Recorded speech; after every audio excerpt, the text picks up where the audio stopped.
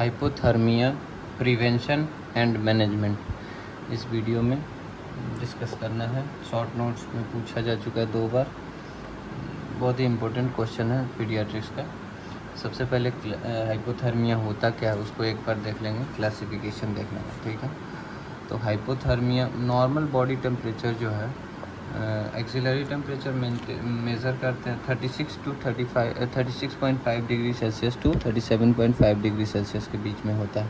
अगर less than 36.5 degree Celsius होगा तो उसको हाइपोथर्मिया बोलेंगे। क्लासिफिकेशंस क्या है? हाइपोथर्मिया का 3 डिग्री है। कोल्ड स्ट्रेस है, मॉडरेट हाइपोथर्मिया, सीवियर हाइपोथर्मिया। तो कोल्ड स्ट्रेस में क्या होता है, तो 36 to 36.4 डिग्री सेल्सियस अगर का रेंज में रहेगा टेम्परेचर। इसमें क्या होता है कि एक्सट्रीमिटीज़ जो है, फीट और हैंड जो है कोल्ड हो जाता है, बट ट्रंक जो है वार्म में रहता है। इनिशियल स्टेज है हाइपोथर्मिया का। मॉडरेट हाइपोथर्मिया में 32 to 35.9 डिग्री सेल्सियस यानी 36 डिग्री सेल्सियस, इसमें जो है ना और इंटायर बॉडी ठंडा हो जाता है। और severe hypothermia less than 32 degree Celsius temperature हो जाता है, तो उसको इंटायर बॉडी ठंडा इसमें भी हो जाता है, ठीक है ना। और नेक्स्ट है इसका प्रिवेंशन कैसे करेंगे। तो इसका प्रिवेंशन करने के लिए हम वार्म चेन मेंटेन करते हैं। हाइपोथर्मिया का प्रिवेंशन के लिए वार्म चेन मेंटेन कैसे करते हैं, ये एक स्ट्रेटजी है for prevention of hypothermia, is also known as warm chain, ठीक है ना। सेट ऑफ 10 स्टेप्स है जो कि एम है जिसका decreasing heat loss, promoting heat gain और इंश्योर करना कि baby is not expose to the circumstances जो कि जिससे जो है हाइपोथर्मिया हो, ठीक है। 10 स्टेप्स क्या क्या है, तो वो 10 स्टेप्स हमको 10 स्टेप्स ऑफ वार्म चेन देखना है। तो वार्म डिलीवरी रूम होना चाहिए, मतलब गर्म होना चाहिए डिलीवरी रूम। वार्म रिससिटेशन, जैसे कि नियोनेटल रिससिटेशन प्रोग्राम में देखा मैंने कि वार्म में वहाँ पे भी इनिशियल स्टेप्स में टेम्परेचर मेंटेन करता था टेम्परेचर, ठीक है। और इमीडिएट ड्राइंग होना चाहिए, इमीडिएट सुखाना है, टॉवल लेकर के इसको बच्चे को अच्छे से पोंछना है, ठीक है ना।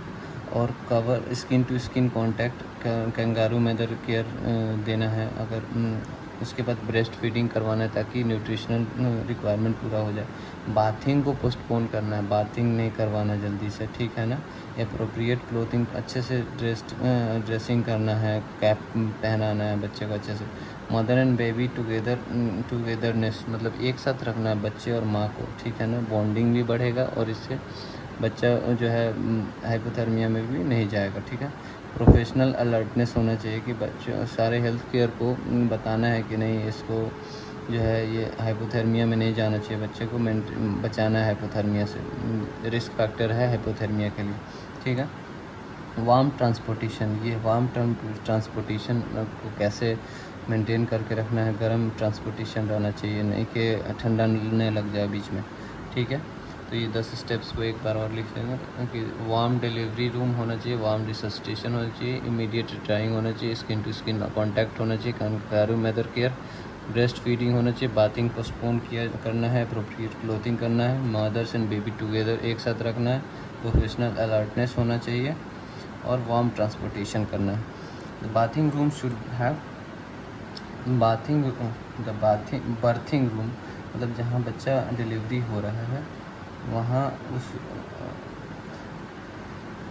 The berthing room should have ambient temperature 25 degree Celsius, उससे कम नहीं होना चाहिए, ठीक है ना।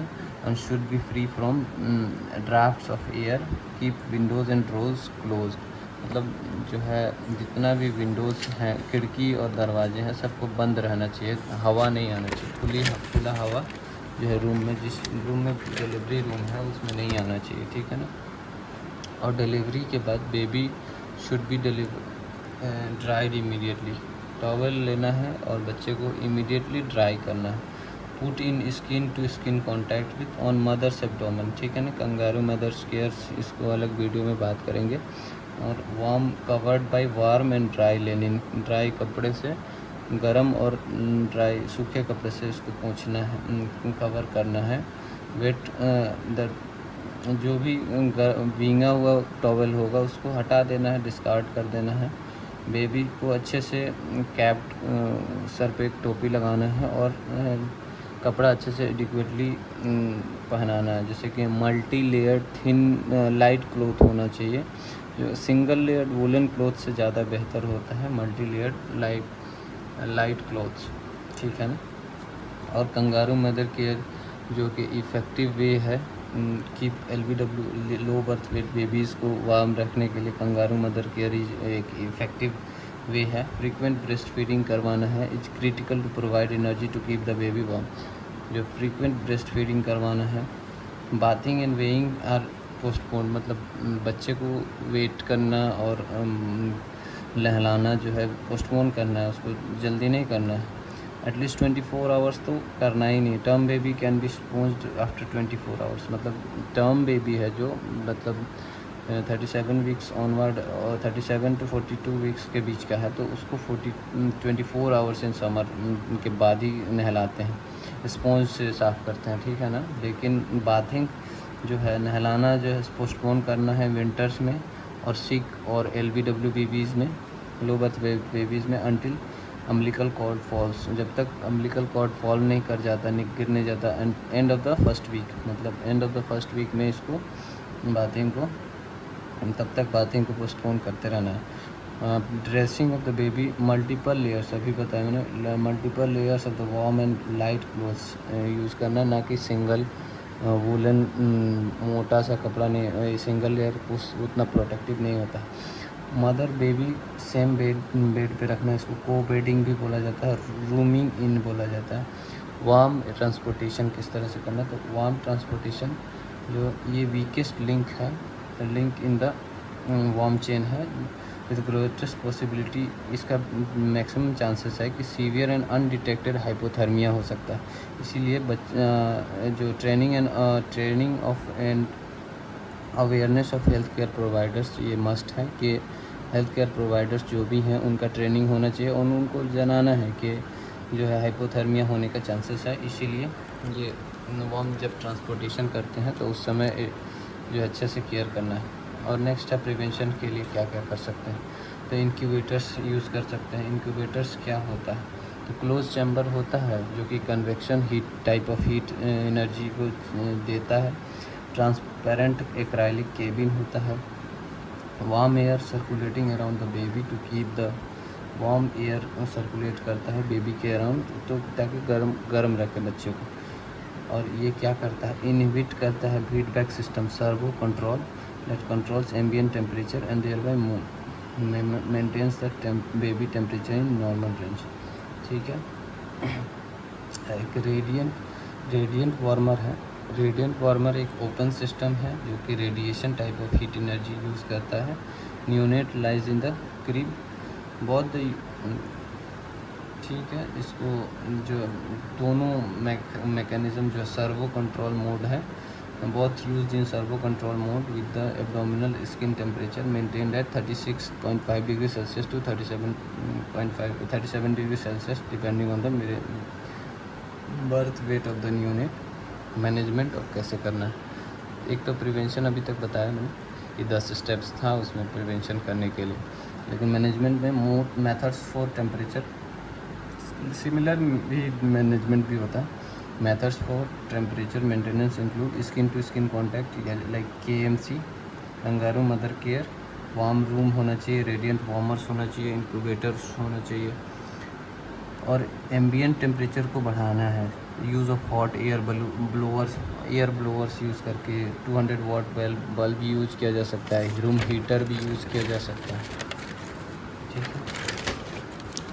और नेक्स्ट है कि मैनेजमेंट ऑफ कोल्ड स्ट्रेस और मॉडरेट हाइपोथर्मिया। अगर कोल्ड स्ट्रेस है या मॉडरेट हाइपोथर्मिया तो उसका मैनेजमेंट कैसे करेंगे, तो remove the baby from source that may be causing hypothermia such as cold environment से हटाना है बच्चे को, कोल्ड क्लोथ्स निकाल के हटा देना है, कोल्ड एयर को बंद करना है, वेट क्लोथिंग को बच्चे से हटाना है, ठीक है ना। इनिशिएट करना है स्किन टू स्किन कांटेक्ट अगर पॉसिबल है तो, अगर नहीं पॉसिबल है तो ड्रेस बेबी को अच्छे से कपड़ा पहनाओ और कैपिंग करो अच्छे से, और वार्म रूम में रखना है। और अल्टरनेटिवली रेडियंट वार्मर और इंक्यूबेटर में भी यूज़, अभी बताया रेडिएशन एनर्जी और कन्वेक्शन एनर्जी यूज़ करता है इसमें, ठीक है। मॉनिटर टेम्परेचर फ्रीक्वेंटली करना है, टेम्परेचर मॉनिटरिंग करते रहना है। और if temperature is not rising, अगर हम जो मैनेजमेंट कर रहे हैं उसको टेम्परेचर राइज नहीं कर रहा है तो क्या करेंगे, एडिक्वेट हीट बीइंग प्रोवाइडेड, तो sepsis should be suspected in unresponsive hypothermia. मतलब अगर जो अनरिस्पॉन्सिव हाइपोथर्मिया, मतलब हीट दे रहे हैं बट फिर भी हीट नहीं ले रहा है, बच्चा का टेम्परेचर नहीं बढ़ रहा है, तो उसको सेप्सिस सस्पेक्ट करेंगे। Ensure frequent feedings to prevent hypoglycaemia, monitor vitals, मतलब फ्रीक्वेंट फीडिंग्स भी करवाते रहना है ताकि हाइपोग्लाइसीमिया से बचा सके बच्चे को। अगर सीवियर हाइपोथर्मिया होगा तो उस केस में कैसे मैनेजमेंट करेंगे, तो remove all wet clothings and place baby in an incubator, air temperature 35 to 36 degree Celsius, मतलब प्लेस कर देना है इंक्यूबेटर में। ये सीवियर केस में रिमूव कर देना all case clothings, wet cloth जो इतना भी होगा, और प्री हीटेड रेडिएंट वार्मर और थर्मोस्टेटिकली कंट्रोल्ड हीटेड मैट्रेसेस, जो thermostatically heated controlled heated mattresses 37 set at 37 to 38 degree Celsius, और alternatively room heaters can be used, ठीक है। और once the baby temperature reaches 34 degree Celsius, मतलब 34 degree Celsius heat कर रहे हैं बेबी को, टेम्परेचर बढ़ा रहे हैं, जैसे कि 32 डिग्री सेल्सियस से कम हो गया बच्चे का टेम्परेचर, तो हीट करते जाएंगे। 4 डिग्री सेल्सियस से अगर ज़्यादा होगा तो रीवार्मिंग जो टेम्परेचर है उसको स्लो, रीवार्मिंग का प्रोसेस जो है उसको स्लो कर देंगे, ठीक है। और नेक्स्ट है कि टेम्परेचर इज़ मेजर्ड एवरी, अब किस तरह से टेम्परेचर मेज़र करना, एवरी आवर, हर एक घंटे 3 आवर के लिए मैंने ये जो है मेज़र करते रहेंगे। और इफ़ राइज, अगर हर घंटे में 0.5 डिग्री सेल्सियस टेम्परेचर बढ़ रहा है तो ये समझेंगे कि एडिक्वेट हीट हम जो रेडिएंट एनर्जी या इंक्यूबेटर या कुछ भी से प्रोवाइड कर रहे हैं वो एडिक्वेट है, ठीक है ना।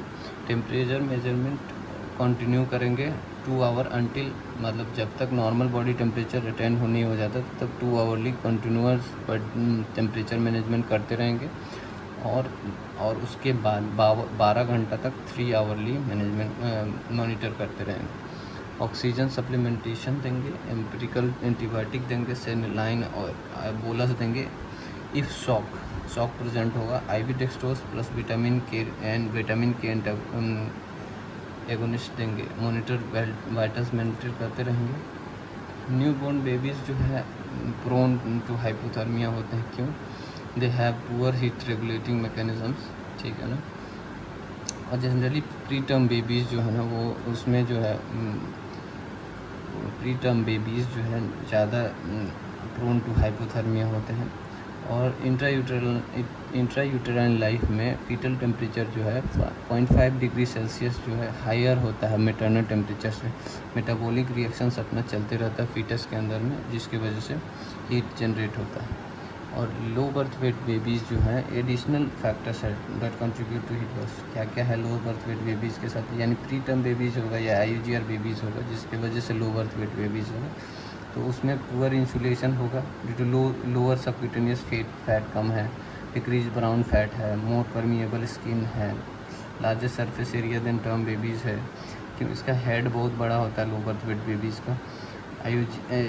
इसमें प्री टर्म के केस में, तो प्री टर्म में जब अगर हेड बड़ा होगा, लूज रिंकल्ड स्किन होगा तो इसका लार्जर सरफेस एरिया होगा तो हीट लॉस भी ज़्यादा होगा।